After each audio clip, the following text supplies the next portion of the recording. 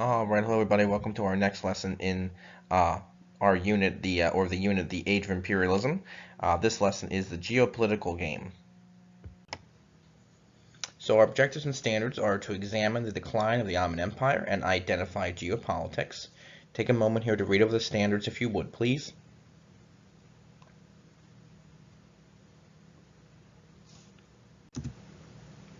Our desired result: how did geopolitics change the world? One vocabulary word. So I know in the beginning I've asked you here to break down or try to break down this word geopolitics. So geopolitics is the taking of land and resources for strategic purposes. So you can maybe break this word down into two parts if you want to further and say geo, which has to do with geography. I'm just going to write that up here for you. Again, I apologize for my kind of scratchy handwriting.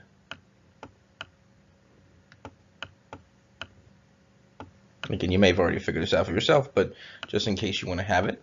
So geo would be relating to geography, and then politics. Well, we can relate that to government or political systems, control, things like that. So we're taking control of geography. So I fix that here.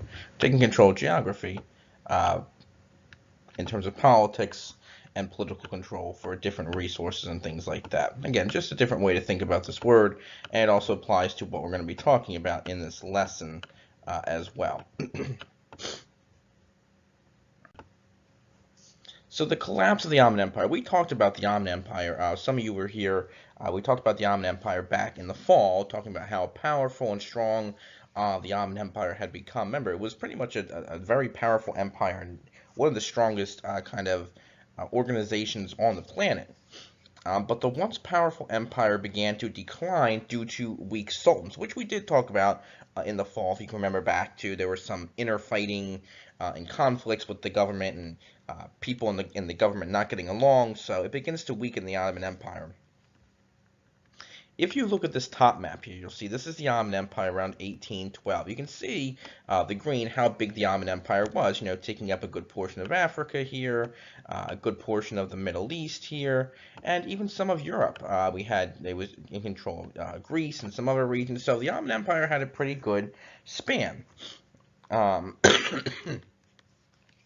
we said, there was some fighting due to some different groups and factions. Corruption was also a problem.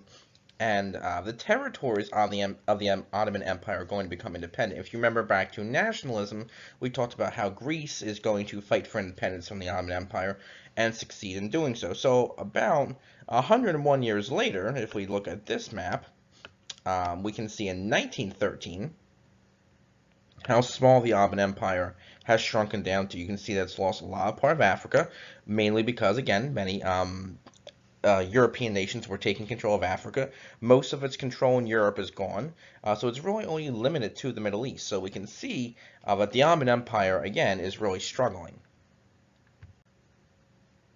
So the grab for land. Europeans began to notice this decline of the Ottoman Empire as well.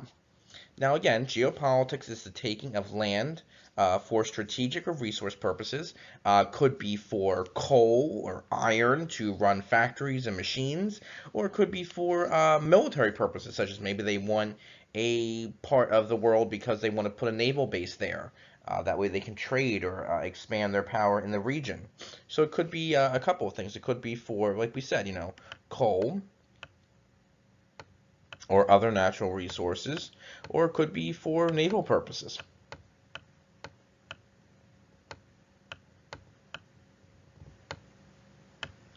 All right, so the Ottoman Empire is a key strategic area with access to the Mediterranean Sea and the Atlantic Ocean. So Russia and the Ottomans. Russia had been looking for a passage to the Mediterranean Sea for some time now. We know that Russia had been kind of a landlocked country, really didn't have access to, the European waterways to get to Europe and trade and things like that. So they're looking for a passage to the rest of the world in a way.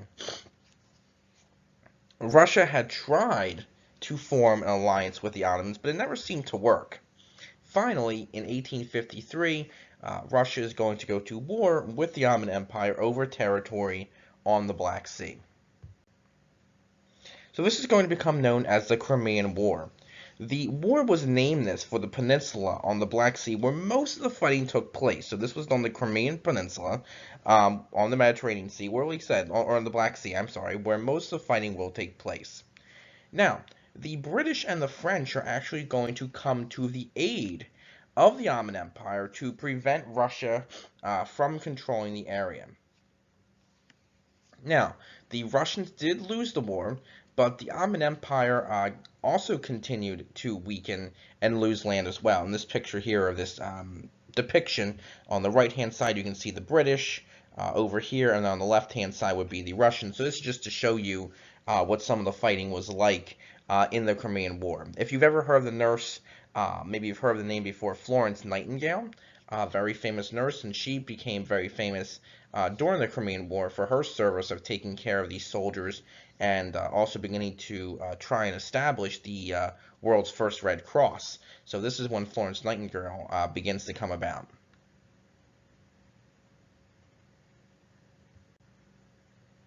So Russia against Great Britain. For most of the 1800s, Russia competed with Great Britain for control of the Middle East, and this will become known as the Great Game. Now, the Great Game will center around control of India, which we'll talk about later this week, but India will remain mostly in Great Britain's control.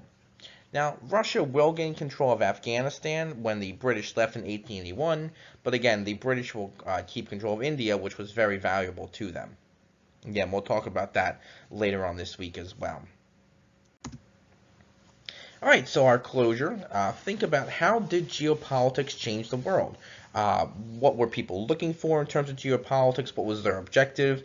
And how does this kind of play into imperialism? How does geopolitics play into European nations looking to expand their power and control different areas?